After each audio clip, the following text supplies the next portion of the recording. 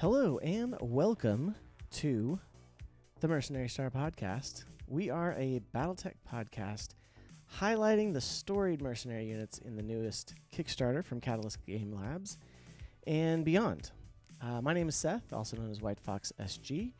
I'm your host here, and I am joined today by a very special guest and my co-host for the day, the one, the only, podcaster extraordinaire, author, champion. I don't know. There's so many titles. Charles Gideon, ladies and gentlemen. How are you doing today, sir? I'm good. Thanks for having me on. Thanks for everything you've done for Wolfnet over there. So I appreciate. I like to be involved. Okay, so it's just something I like to do. I like to get involved and be a part of it. So glad to contribute for sure.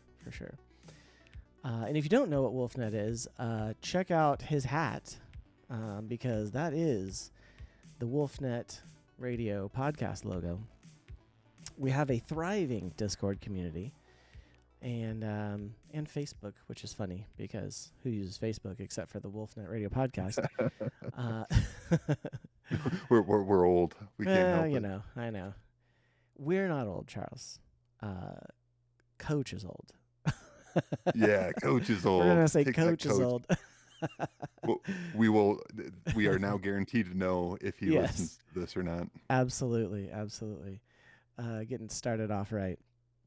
Well, we are on episode 4, and we are talking about Charles' favorite mercenary unit. I'm fairly certain, considering A, he's got the shirt on, and B, he has actually authored 2 Kell Hounds bits of fiction, and they're fantastic, by the way.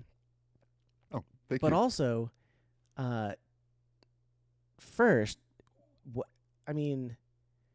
did you just submit them to Shrapnel, and they were allowed to pass through? I guess is the question. Yes. Okay. I had an earlier story that was in Shrapnel 4. Yes. Gratitude Repaid. Yes. Which has nothing to do with the Kell Hounds, but no, but it's still fantastic. Oh, thank you. But that one was in the queue and kind of went through like the long process, I guess. But thankfully that was I had that story kind of like already fermented in my brain, so I just had to put it on paper and submit. So I was at number like 32 when I submitted it. So that one got through, which then kind of opened the communication between the editor, Phil Lee, who, if you are watching this, he currently has an open Kickstarter. So it's a kind of a retro sci-fi story book that he's putting out. But anyway, give a plug for Phil. Definitely Phil. Great guy. But yeah, he's great guy. But so then it kind of turned into me just asking questions about, like, I kind of have these ideas for this follow-on story involving, Wolves in Exile and Kell Hounds, and how do you want me to submit that to you? And he was just like, well, just send it over. So that's how that's awesome. Those stories got through, and I hope to be able to keep writing well enough to get my stuff greenlit and keep getting into Shrapnel. Dude, if you're, it's fantastic. Yeah, if anybody, thank you. If anybody's out there thinking somebody ought to write a story about fill in the blank, write it, put it into Shrapnel. The queue is long right now, but there's only one way to get the story out there, and that's to submit it. And just because the queue is long doesn't mean that, like, yours wouldn't, if it's good enough or it doesn't need as many edits, doesn't mean it can't get bumped up, right?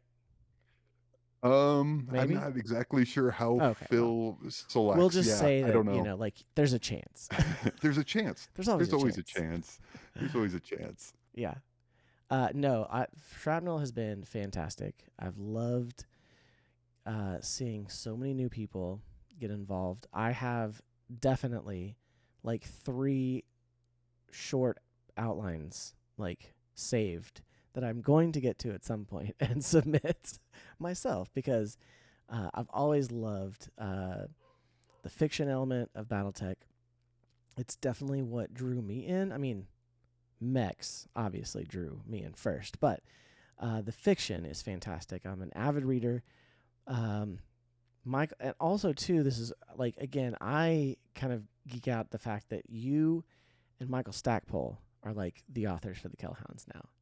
Like, does it feel surreal to be included with Michael Stackpole? Um, no one has ever quite put it that way, and now that It's you're saying it, that yeah, does feel it's completely surreal. right? Um, I mean, that's uh, so cool in my mind, because he is without doubt uh, my favorite fiction author, hands down. You know, BattleTech, Star Wars, World of Warcraft, and then honestly, he has some original fantasy fiction like that are his own creations. Absolutely amazing. Um, and so, Michael, if you ever listen to this, which hey, there's always a chance, right? Thank you just for all the fiction that you've contributed to so many universes, but also thank you for your own, because they definitely have inspired me in a lot of different ways, and I love them. So, yeah. Anyway, well, and I'm just going to echo you. Stackpole was always kind of the quintessential BattleTech writer to me, yeah. and I mean, he wrote the tentpole trilogies, Oh, for the yeah. first couple eras. So there's reason for that, but he just the way he writes, it's intriguing, Mm-hmm. um, without being like you don't have to stop and like break things down like 5 layers, but he Right. keeps it in that happy like 2, 3 layers where nothing is like just handed to you as a reader. So Yeah. he's um, not assuming that you need to be spoon fed the story, but also not so deep where it's like you have to read the book 5 times to even have Oh, an yeah. idea what's going on. Absolutely. Just a really Yeah. good balance. 100%. 100%. Yeah. And he's been there since the beginning of BattleTech too, which has been fantastic. So, but yeah, I wondered if you had thought about that. So enjoy No, pondering that yeah. from now on. That you and Michael Stackpole are the only two in this Mm, little club of writing Kell Hounds. So, uh, yeah. Well, no pressure or anything. no Thanks, pressure. Seth. That's great. I mean, hey, you've written 2 in a serialized story now, which is fantastic. So, um, which is what Shrapnel, besides the one-offs, like having those small serialized bits of fiction are fantastic, and that's part of what it's about. So, um, I'm excited to see where the the character goes next. So, and honestly, it's been long enough since I've read the first one.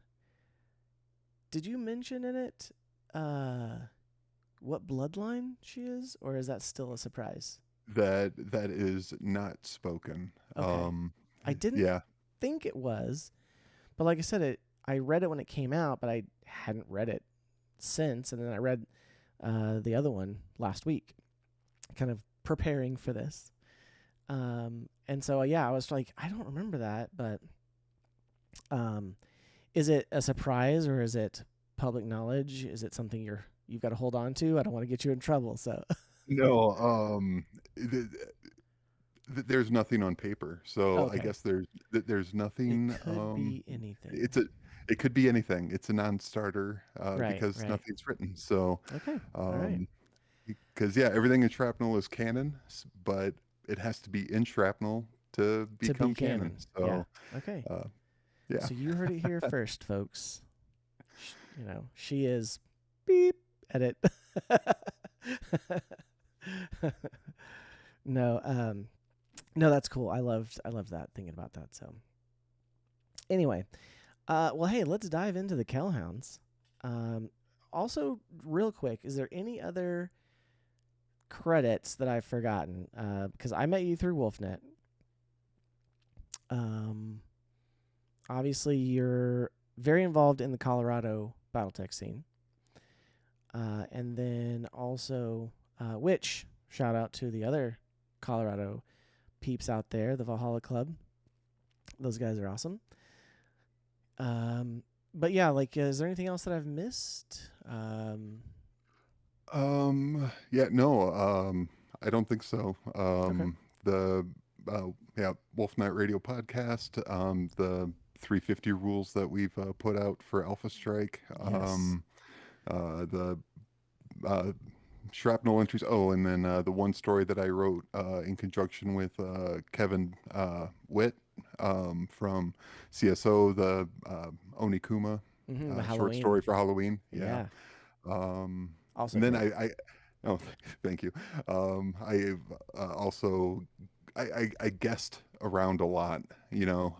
I think I've hit Y- a All of lot them, of a right? lot of them. I think I'm missing now that I've been on yours. Now Yeah. I might be missing like one or two out there, but Well, you I might as well I just, contact them and say, "Look, you're the last on the list. I need to be on your podcast. I'm a completionist. I'm 100% in this thing, right?" I need the achievement That's right. unlocked to That's pop right. up at the bottom. Yeah. Awesome. But yeah, no, I love BattleTech. I love the universe. So over on WolfNet, I'm kind of the resident lore nerd. So Yes. We have many it's very much conversations in the fiction channel. yes, Let's just yes, put it that way. and it's very much the part of the game that I push. Yep. I think that they're getting together with people, rolling dice, putting, moving your Hmm. little plastic mechs around is a ton of fun. But I think that without the story side, knowing the context of what's all going on, because it always adds an extra layer of fun when it is I'm playing I don't know, Clan Wolf, and you're Uh-huh. playing Clan Jade Falcon, and in my head I get to make it all part of, Oh like, yeah. the great refusal, and it just And adds that's so much more. I feel like that's where BattleTech differentiates from a lot of the other, sci-fi wargaming universes out there. I played 40K for a little bit and like never knew anything about the story ever. I've even played, a good handful of the video games. Never knew any of the story. It just didn't. It was too, ultra high level. I don't know. It was just too out there. BattleTech has always been the story about, this person over here, this unit over here, this unit over here, and then we'll pull out and we'll look at what's going on in the universe as a whole. But you've already had the connections with Morgan Kell, with Grace and Death Carlisle, with, Hans Davion, from these other books, that it just flows super, super naturally. And so, yeah, it's also that I was thinking about this the other day, and I definitely am a classic guy. Also, I definitely want to play Alpha Strike. I have the Alpha Strike box set. I just have not given the time to play it. And I say that I mean like I have never played Alpha Strike yet. Full You admission. got you got come on in. The water's fine. Oh It's yeah, no, I'm totally ready to do it. Although I do get, that kind of perfectionist in me is like, but I've got to paint a unit. I need to paint a 350. What do I paint? What do I do? Like kind of thing. So there's a little bit of that hesitation or that freezing. Like, oh, I freeze and then I just don't do it. But good news too. My first guest, Derek, is now in Oklahoma, also a WolfNet friend, and also a podcast host for On the Origins. Fantastic. And Armor Up. But yeah, so he's local, and we are going to meet up, and I think he's going to help me maybe play a game of Alpha Strike. So that'll be fun. But what I was thinking of the other day, listening to WolfNet and listening to MechBay and some others, because I try to consume all Battletech content, as many of us do, I know. I feel like maybe we have all been thinking of classic in the wrong way. And I'm going on a little tangent here, but Okay, yeah, lay it on me. here's how I feel like we probably should start treating it. It's an RPG. It's not. I mean, it is the board game of Armored Combat. It's the hex sheets or the not hex sheets and the terrain. But I feel like if we treat it more like an RPG and know that, like, hey, like when I play a session of Dungeons and Dragons, it's going to take me 4 hours. Yeah. When you play classic Battletech, it's going to take you 3 or 4 hours. You're developing a story. So, I don't know. To me, I was thinking about it, and it was kind of a little light bulb, a little revelation in my head the other day. I was like, I need to treat this more like an RPG. I need to have story. I need to have whether it's, scenarios from the source books or whether it's my own scenario that I've put together, which is what I do for my weekly D&D group, all the time. I'm like, that's an RPG. I have an RPG sheet for each mech. I have a character sheet for each mech, with all the little bells and whistles, just like a character sheet for D&D. That's like 3 pages long, So, just a little food for thought there. If we start treating classic more like an RPG, and we say, oh, we're going to come together, we're going to create a story, which I know that we've talked about before, and you guys have talked about before. When you're playing through a scenario, that's usually when you guys enjoy it a little more. And so, yeah, I feel like let's change the mindset for classic. Let's move it away from not any thought of competitive, but let's associate it with role play as opposed to competitive. And I think it'll, those of you who maybe don't have as much of a love for it might have a little bit more of love for it after that. Yeah, no, I can't disagree. I think that the context of the story is different, right? Like, yeah, totally. If you look at like D&D, it's the conversations we have and all, all of those things. But if you're playing a game of classic, the number of just like in any other, tabletop role play game, where the dice do something weird, or somebody comes up with a really weird idea and tries something stupid. Absolutely. You get a headshot. You blow somebody's arm off. You get a armor through critical on their center torso and just, like knock out their gyro, even though they're fully armored. All of that. It's totally roleplay. Yep. Yeah. And then you tell a story with the aid of some dice rolls, and you walk away remembering kind of how things played out. Yeah. It's not necessarily who won or lost. It's the whole session. Yeah. I'm with you. And being the lore, aficionado that you are, and knowing that, I was like, I need to remember to tell him that, because like, man, like I need to do this more. So yeah. Well, and I think that's why it feels so much better when you can tie it into the universe through the fiction, because then it feels like you're telling a small story as part of the bigger story, and it just, and like I said, if you come to it thinking, I'm going to spend 4 hours playing a classic game, not because it's a slog to get through the rolls and to get through, having to roll for each weapon. If you come to it with the mindset of like, I'm telling a story about my pilot, about, maybe my squad at most, because that's usually all you're going to do. But you're like, yeah, I'm going to, because like I said, too, again, I didn't start playing D&D or other RPGs like Star Wars or whatever until I was an adult. And so, I didn't quite think about it but I, been playing Battletech since I was 8 years old. So, but yeah, I always definitely kind of loved the story part of it. I mean, literally White Fox, my whole online gaming persona is because I loved Hans Davian and I loved Clan Ghost Bear. And so white for snow, and fox for being intelligent and tricky like Hans Davian the fox. That's where I was born, right there. So, all right. Well, hey, now let's jump into the We'll get there. So, we'll get there. We'll get there. All right. Well, we're going to move over to our presentation screen here. And so we are going to get right into it with the year they were founded. The Kell Hounds were founded in the year 3010 by Morgan and Patrick Kell, brothers.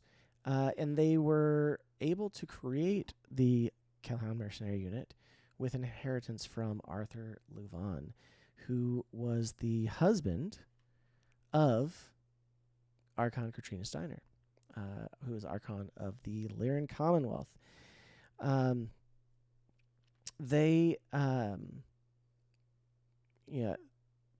We'll jump down to the summary in a minute, but they first appeared in fiction in 1988, older than probably half of our Battletech players at this point. Is that older than you, Gideon? No, I'm older than the Kell Hounds. Okay, good. I knew we were closer in age, but I didn't want to assume. Also, too, and we'll get to this later, the long lost true logo of the Kell Hounds has surfaced lately, and it's fantastic. But yeah, also too, a little fun fact about them is that in 1988 they were in Warrior Engarde, which they played a heavy part in the Warrior Trilogy. Morgan and Patrick Kell were front and center, some of the main protagonists. So yeah, yep, they made up because Warrior kind of follows 3 different storylines kind of concurrently. Yep. And they make up one of them. So yeah, which is fantastic. So yeah, it's right up there with a great introduction to Battletech for those looking for an introduction to Battletech. The Grey Death Trilogy is great for getting to know about what Battletech is, as far as like mechs, mech warriors, down and dirty mercenary unit. And then the Warrior Trilogy is such a good follow-up to say, and now here's the rest of the universe. And so it's fantastic. I love it. But one of the cool things in that trilogy, and this little fun fact, the Kell Hounds were the first unit to field test the Wolfhound Battlemech, which is one of my favorites. Actually, not even after this. I think it wasn't until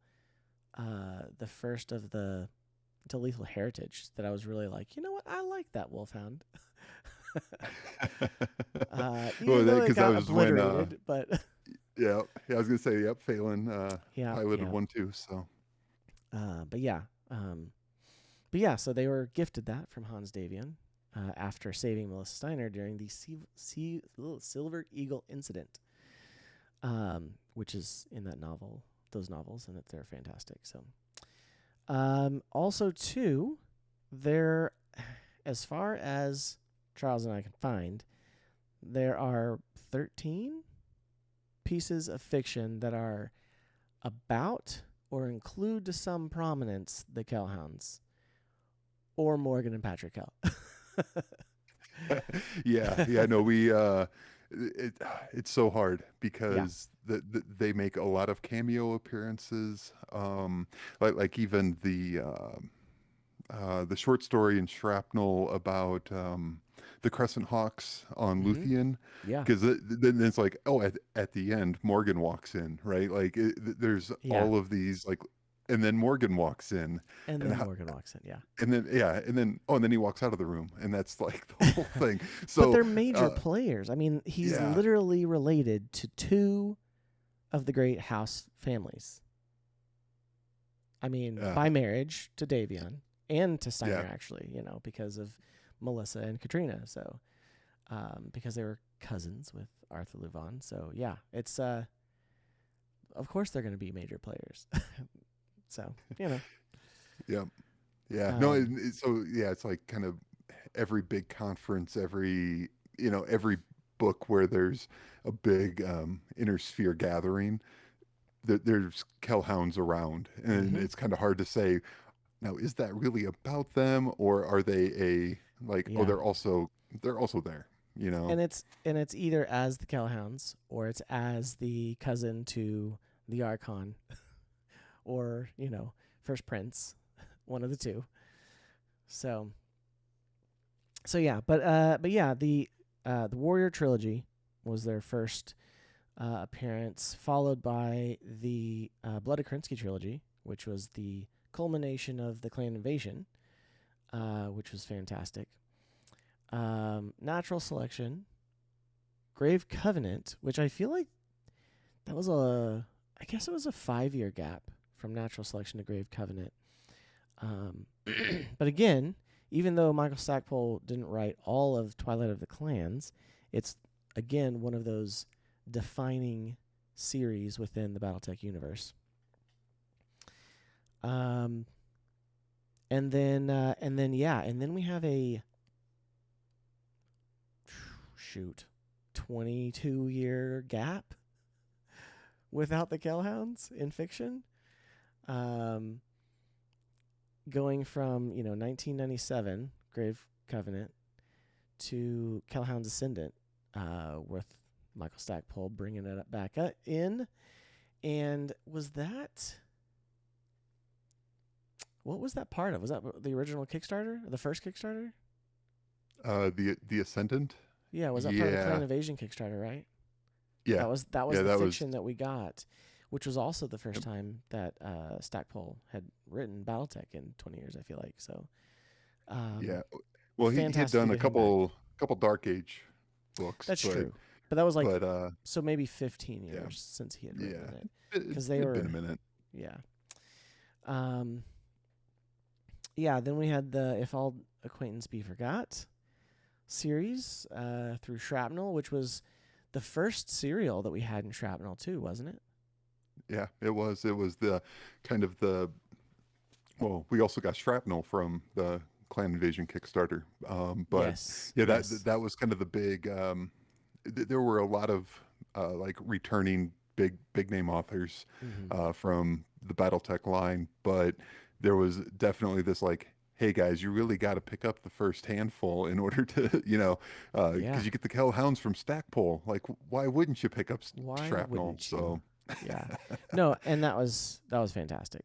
So, yeah, I definitely love Shrapnel. So, and then we had yourself giving us Protector of the Blood in Shrapnel number 7, which yeah, was the new one of the new serial in Shrapnel.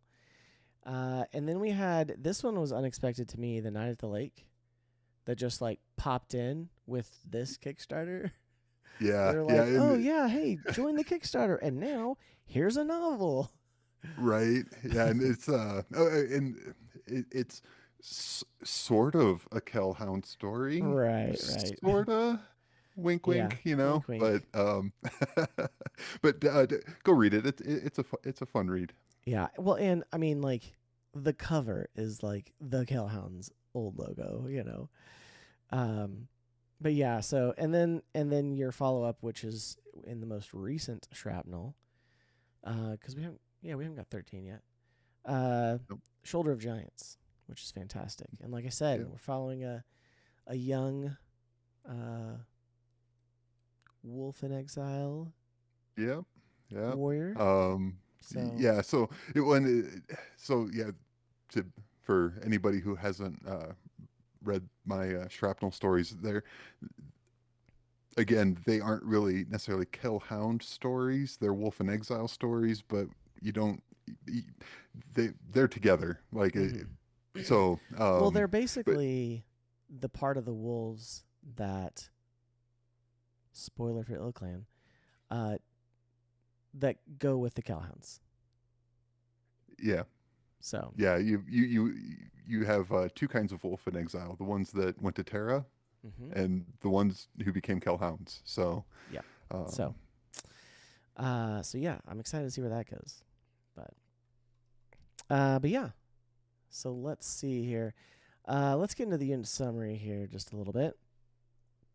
We got a great picture of Morgan and Phelan Kell. And if you recognize the Crusader and Griffin art, that is the Battletech manual updated art, which is fantastic. And I wish I had that one because the one that I got, I didn't. I have not been to Gen Con, but the first year that they released it, I was very fortunate to have a friend going, and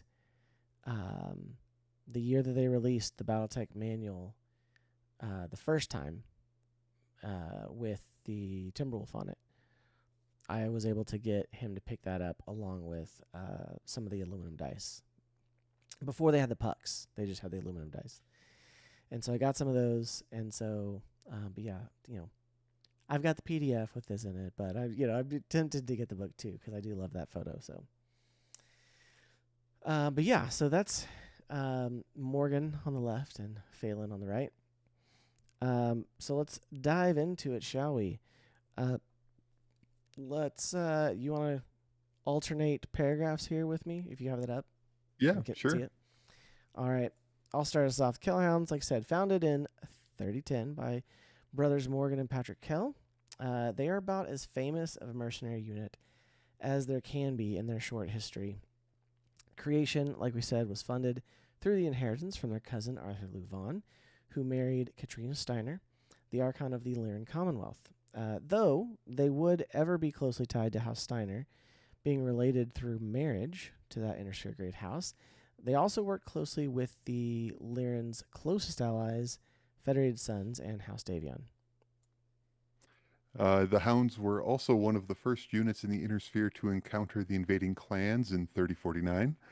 Under contract to the Free Rasselheg Republic on the periphery planet known as the Rock while hunting pirates. The son of Morgan Kell, Phelan, who's on the right here, was captured and made a bondsman of Clan Wolf by Vlad Ward, for anybody who Yes. maybe forgot who that was. And then he would play an integral part in the And then way the promptly clans taken by operated. Ulrich Kerensky.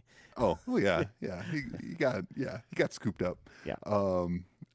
Integral part in the way the clans operated within the inner sphere, being an advisor to Khan and then Ilkhan Ulrich Kerensky, and then later becoming a warrior and becoming a Khan within Clan Wolf. Well, Clan Wolf in Exile. It's Sure, it's yes. complicated, but It's it's very a really good complicated. story, so you should read it. You should absolutely read it. Yeah. So, following the clan invasion and the clan's defeat at Tukid, Tukid, I always say Tukid for Yeah, those who no, want to argue it. yeah. To Kaid. Tukid, I can't do that. Yeah, me neither. Phelan took a large portion of Clan Wolf in exile, like we said, finding a home among his former family and unit, the Kell Hounds, on their home planet of Ark Royal. I don't know why I always love that name too. Ark Royal. Just Ark Royal. Just Yeah, it's a good name for a planet. It's a good name.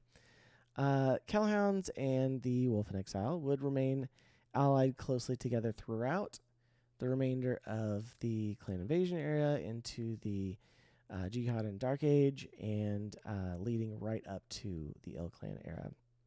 Not that they ever weren't allied, but like we mentioned, a little spoiler, the Wolf in Exile, or a large portion of them, did go to Terra. We've yet to find out what has happened to them completely.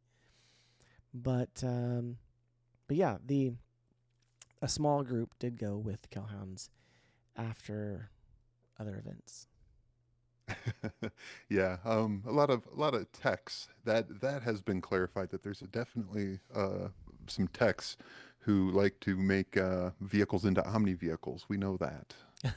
Um, um, where? Oh, there we go. Through throughout their young existence, in no small part due to, in fact, to their familial ties to both House Steiner and House Davian. The Kell Hounds have been involved in numerous events that helped change the landscape of the Inner Sphere, including the Battle of Twycross and the Battle for Luthien alongside the Wolves Dragoons. Yeah, and obviously, like we said, they're a part of like every major thing. Every major thing, they are in some way involved in some storyline. And I loved that, it was them and the Wolf Dragoons, and now the Crescent Hawks, who showed up on Luthien. And they're like credited with saving, the Draconis Combine. Mercenaries, of all things, right? Yeah. But, the death to mercenaries was lifted, at least for a while. I guess it's not really back. It's not back, right? It's just kind of a general attitude now, again. Yeah. Yeah. No, they, my, trying to think here. Yeah. Well, we don't know necessarily like when the Wolf Dragoons dipped out on their contract, if they're mad again. Yeah, we'll find out more. I'm sure that there will always be more stories. Pretty sure they're mad about it, but yeah. So, in the current Ill Clan era, though, the Kell Hounds have been greatly reduced, and by So anyway, they're greatly reduced, and they are currently kind of in hiding, licking their wounds and rebuilding, led by Calandra. How do you say that? Calandra? Yeah. Calandra. With Calandra. That's how I say it too. I've heard it said by people way more official than me. Okay, perfect. They said it that way. I just say Calamity Kell because it's a way cooler name. And I don't know why, but like, I'm over 40, and I'm going to reference a movie that's way older than me, but there's this old Western called Calamity Jane. I don't know if you've heard of it. Yep. That's what I think of every time when I think of her, of Calamity Kell. She's like Calamity Jane in a tank, and it's amazing. So yeah, she drives the meanest of all little hover tanks. So. Yes, she does. In fact, here it is on the screen for those watching the video. And it's awesome. The story about her, which I didn't even include that story. That was in the. Oh yeah, it was in the Tomorrow Rising. Pack. Tomorrow Rising. Gosh. Oh, thank goodness. Yeah, that was written by Lauren Coleman. So you're not by yourself now. I'm not by myself anymore. Oh, thank God. You're still kind of by yourself. I only have to compare myself to Stackpole and Coleman now. All right. Yeah, No. That was excellent as well. But yeah, I forgot about that. And I mean, I even opened Tomorrow Rising to grab a screenshot of this picture. I will have it listed in the show notes. I will do that for sure. So the reason they're in hiding is because the Jade Falcons, along with Malvina Hazen, basically came and tried to wipe the Kell Hounds off the map and took over Ark Royal. They are currently out there in the periphery rebuilding. So looking forward to see where they are in 3052 or 3152. Are we skipping spoilers from Tomorrow? Because yes, we're skipping spoilers. Okay, we're skipping spoilers from Tomorrow. It'll be very interesting. It'll be very interesting. Yeah. Well, like where they come back from that even. So yeah, no, there's that's just a tidbit even. Yeah. No, there's still lots of question marks, and I hope that there is. I mean, the Catalyst has plenty going on, but I hope that somewhere on the radar is some additional narrative fiction about the Kell Hounds and Yeah. kind of what's going on, um, following Tamar Rising and everything. Well, look, if Stackpole doesn't want to write it, I know a guy. So. I'm I'm I'm over here struggling on short stories, and that's all I got. That's all I Yeah, can yeah. do. No. So, well, looking forward to that though, for sure. And like I said too, this summary, you can definitely get a summary from Sarna, but obviously, Charles and I would highly recommend you checking out the books for the Kell Hounds, because honestly, they're some of the main books in the Battletech universe.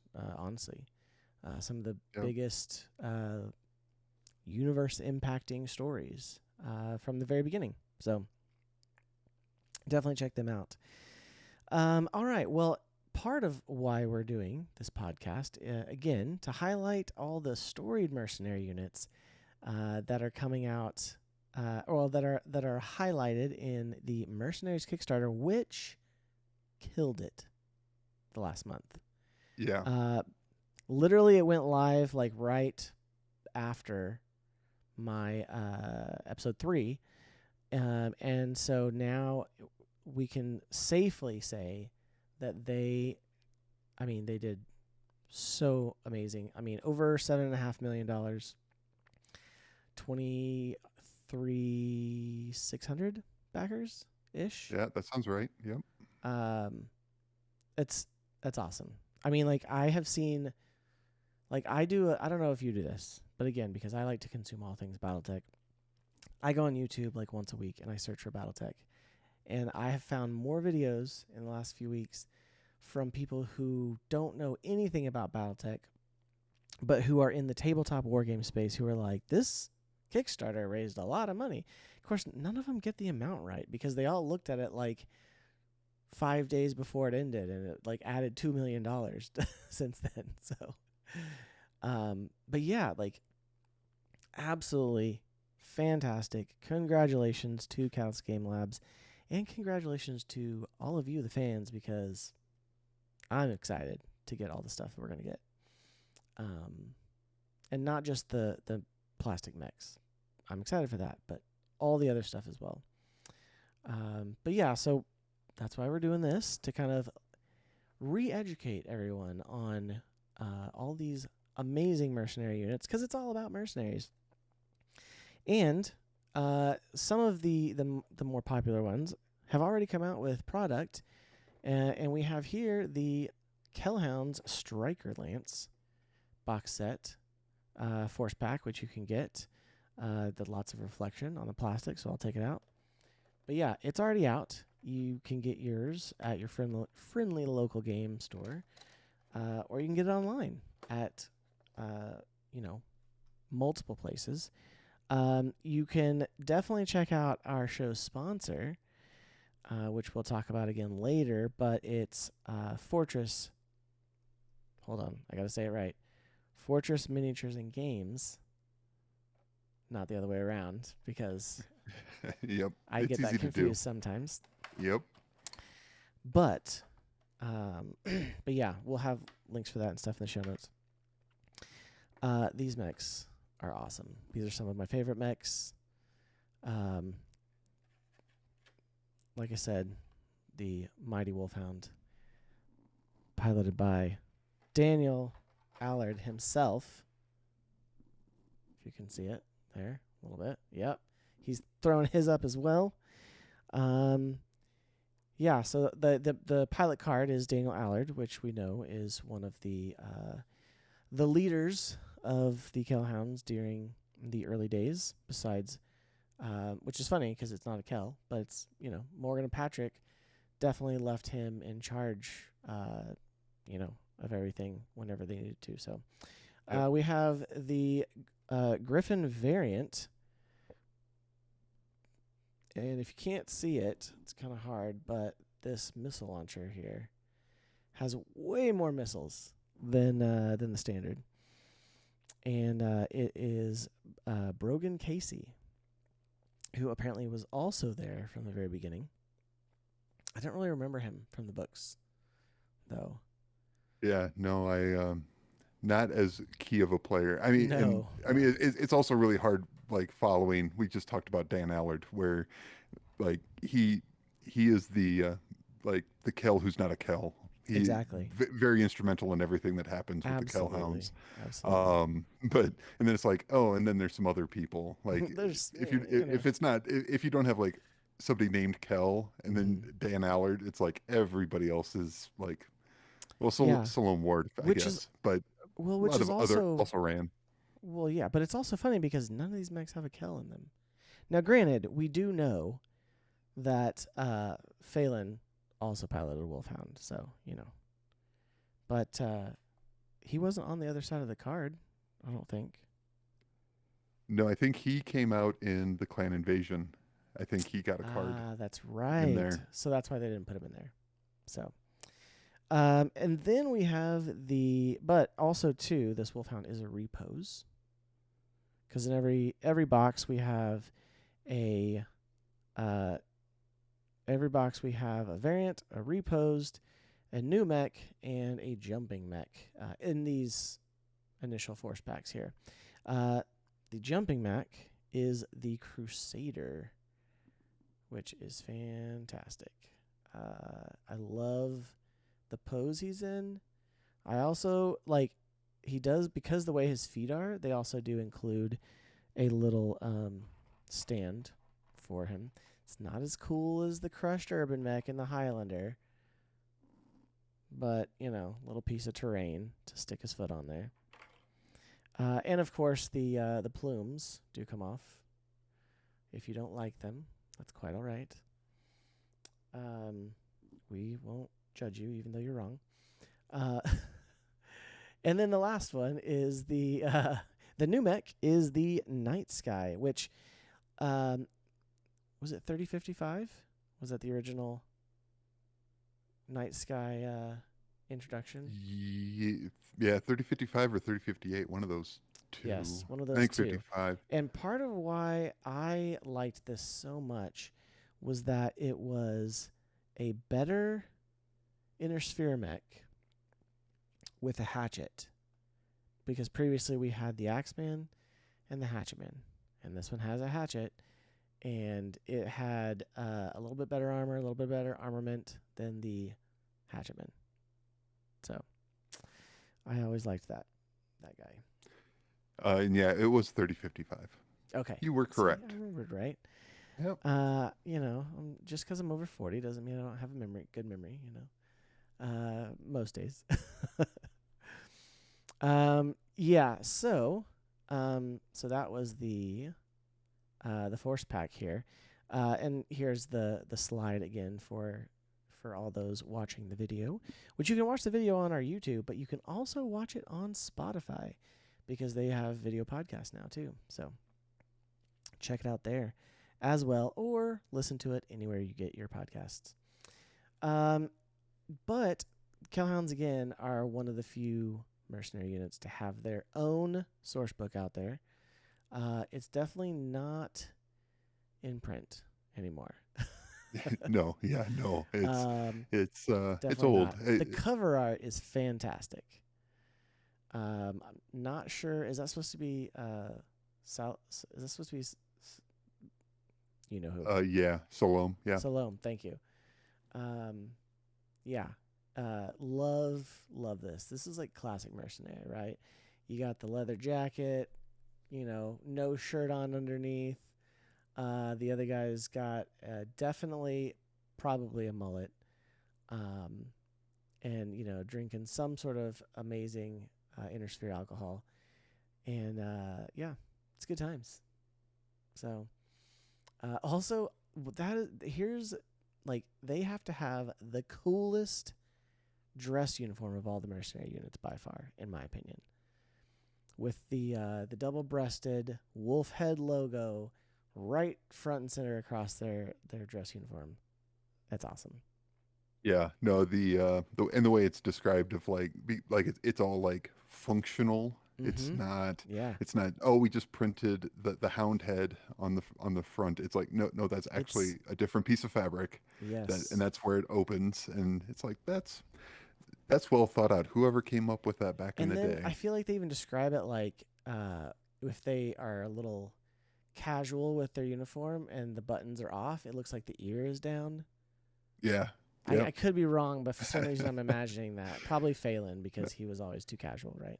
Yeah. He was Um, super cash. he was super cash. But yeah, so I love the and I don't know. Oh, I know why. It's because he's at the wedding, of course. He's at Hans and Melissa's wedding. There, that's got to be. Okay. That's got to be Dan. That's got to be Dan Allard. I feel like. Oh, in the And image on the screen, I think that's yeah, just a generic well, from it's generic, but Merc. like Where did they really I'm gonna make say this it's art Dan Allard. for? Yeah, yeah. Yeah, He has red we can hair. make up our own story. Yeah, we can make Didn't up he? whatever story we Didn't he want. have red hair? Uh, hmm. I'm I pretty don't sure he think so. had red hair. I I don't just think so. reread it, but now I'm totally misremembering because Well, I've read a and lot lately.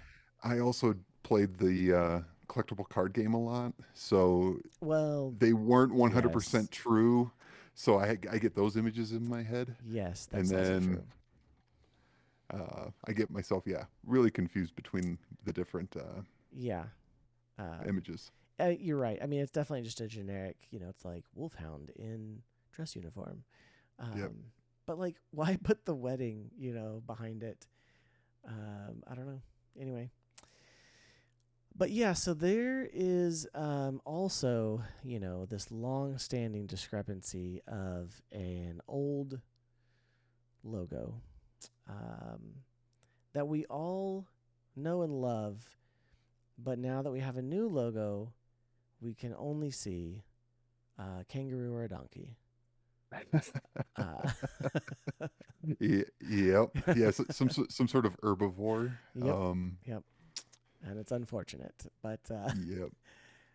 I mean, it was never my favorite because it was always a little narrow, but I never associated it with anything.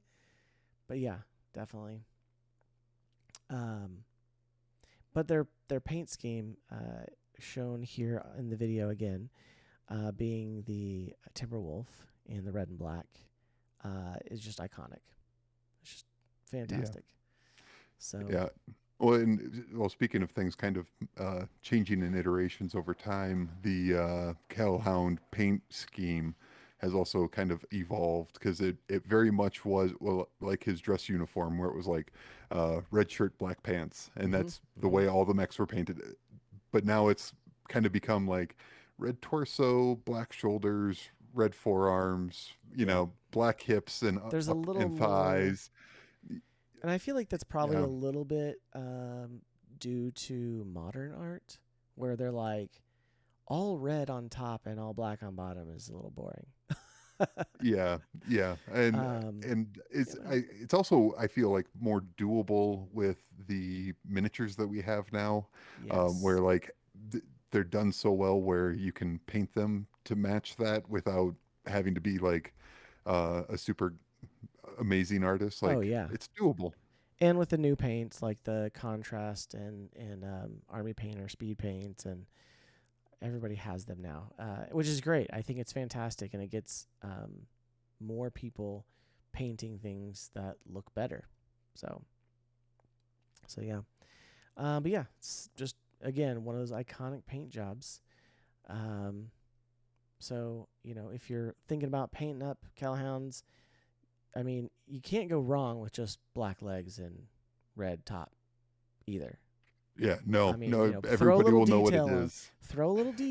there. Don't sell yourself short, but you can do that. It's kind of like the wolves and their like two-tone brown for, uh, for Oh yeah, the what is it? yep, Yeah, beta.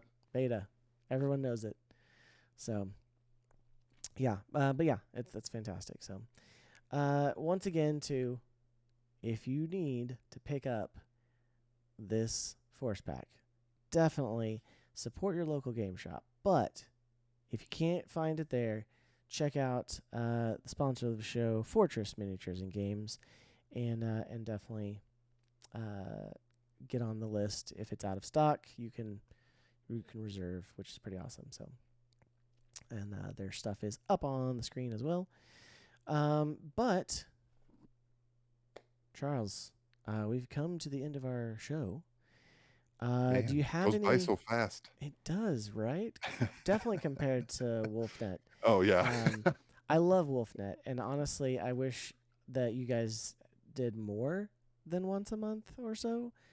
But at the same time, long episodes, which is Yeah. okay. Is okay. Yeah, I don't know if people could handle like 8 hours of us a month. That would Oh, they be could handle it. They could handle it. I have other game related podcasts, and they started out, like an hour and a half. And I swear the one the other day, like they've just gotten longer and longer and longer. And the one the other day was like 3.5 hours. So yeah, you're not alone Yep. in it, No, yeah. by any Nope. means. Scope creep. It Yep, happens. scope creep indeed. But yeah, so but yeah, so let's see. Is there any shout outs? Is there any thing you want to plug? Floor's yours, sir. Yeah, no, as far as shout outs, I want to start with you, Seth. I Oh, kind of thanks. said at the beginning, but I mean, the logo on my hat is a White Fox original. We would not, we wouldn't look as put together as we do if it wasn't for you. It's all a facade, it's a veneer. Hey, Really, I it's am all Seth. really I mean, I will take credit where credit is due, but Coach has been killing it with the streaming graphics lately. That's true. I may have That's given him all the true. tools to do it, but he has been doing a great job, and I'm super proud of him. So, great job with that, Coach. You've been doing great. Yeah, And if you don't yeah. know who Coach is, he is one of the uh, Krulls. He is, kind of the founders of WolfNet, It, right? well, Ish. I mean, yeah, him. the So Aaron and Andrew, yep, and Bloodbath, then Bloodbath and Silent were and the Silent. original Yeah, yeah, yeah. four. Okay, I okay. was I'm the I mean, we add all along, just but consider you in there now. So I've been there for a minute. I've been there for a yeah, minute, but just a yeah, little bit. I get shout out to all of the WolfNet uh, community. It really is Absolutely. like the thing that makes WolfNet good is the community. Uh, Everybody who's supporting Seth, I see he's getting getting some solid views. Yeah, That's excellent. it's awesome So, and and surreal, but anybody, it's awesome. yeah, right, right. It doesn't go away. So, That's okay. uh, yeah. And then anybody who is here showing Seth some love because they saw my name. Thank you for coming over here and Yes, showing Seth absolutely. love. Thank you very So much. yeah, I'm gonna plug this later when you're ready to drop it. But Yes. I mean, like I said, I told you earlier, I don't do a whole lot of editing. I'm gonna slap the intro on the beginning. Actually, I kind of already have the intro. I just have to like time it with the music and add the music, and that's it. So I try to have ready to all the roll. I try to have all the production here because I came from streaming, so I just already had like all my slides and stuff in order. So awesome, awesome. Anything else? No, no, I think Okay. that covers. Well, I mean, there's always more. There's always there's more, always but more. There's always more. No, I will definitely sing your praises, Charles. Your uh, fiction continues to inspire. It's fantastic. So glad, to get have gotten to know you over the last 5 years now in yeah, Wolfnet Radio podcast yeah. Discord. Um, also to play some games on ye old Mega Mech. It's always fun. But then yeah, like the fiction, and then like, appreciate the shout outs that you've given me on multiple podcasts, I feel like. But yeah, so You're a popular guy. You're a popular guy. You deserve look, all the shout outs. I like to be involved in the community, so and I do like I said, I do consume as much as I can. So also, you'll get one of these, but I have some stickers, and they're fantastic. And Sick, this sick. means I'm a real podcast, right? You are. You 100% are. When you Next come is out with dice. slaps, Yeah. Next no, is dice. that will be maybe I need to hold off until there's dice too. Yeah, yeah. Because No, using I'll send it to you soon. all right. No, having slaps makes you legit. That's right. I'm gonna well, and that's part of the mind blowing part of like going to events like LVO and stuff, and then seeing like Wolfnet stickers and Valhalla Club stickers and Mech Base stickers, like Yeah. like everybody's got stickers on things. So it's always kind of like, yeah, surreal in that way. So now you get to join us, Seth, and you get to have those Yes. experiences I and be know. like, oh, people are putting my sticker all over things. Hey, I'm for it. So, and not just because it's like anything for me, but just because it's like I like to create. I'm a creative person. Like, obviously, like Charles said, the Wolfnet logo.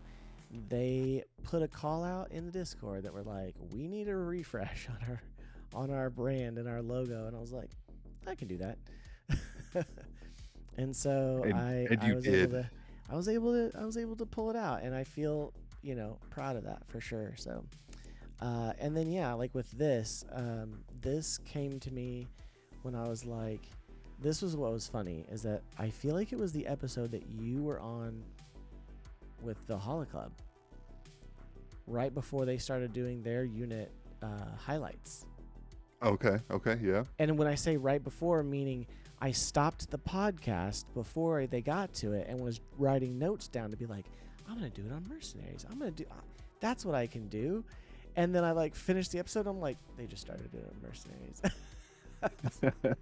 But then they were like, we're going to Yeah. cover all Yep. units, not just Mercenaries. Like, okay. It's not, I still have a little bit of, separation there, but they're great. And so love them too. But yeah, it was the episode that you were on, and I was like, I should do that. So, and of course, because the Great Death Legion is one of my favorite, Mercenary Star was just kind of like, I had the old novel art, and I was like, that's just fantastic. Although it was funny listening to some of the discussion during the Kickstarter when they were talking about wanting to redo that old Mercenary Star cover, and they told him no because it's like it's not a scene in the book. It's just a random collection of things Battletech adjacent, Like they're like, there's no palm trees on this planet, but there was palm trees on the cover for some reason. So True. I took the palm tree out and put a star because but yeah, it's it's just fun. And again, I love Battletech. It's definitely my favorite universe.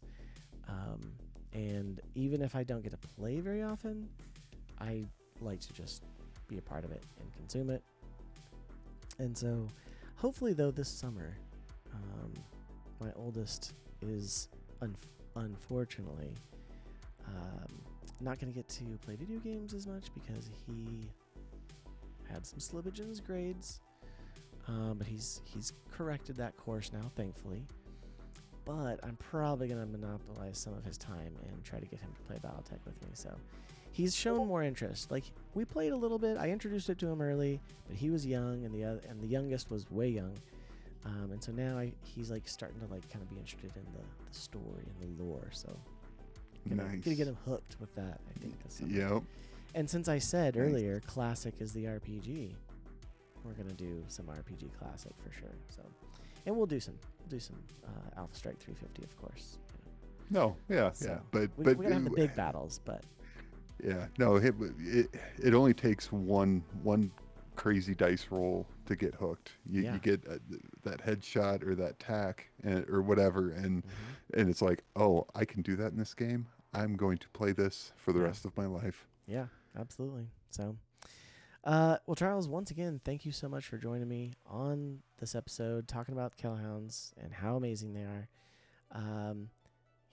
There's so many mercenary units. Maybe we'll bring you back around for somebody else. Maybe the Crescent Hawks.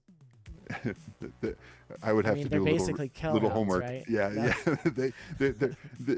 I always joke that that the Kells are the Lyrens that the Steiners wish they were, mm-hmm. and I feel like the Crescent Hawks are the mercenary unit that they wish they were the Kell Hounds, but Yeah. they're not.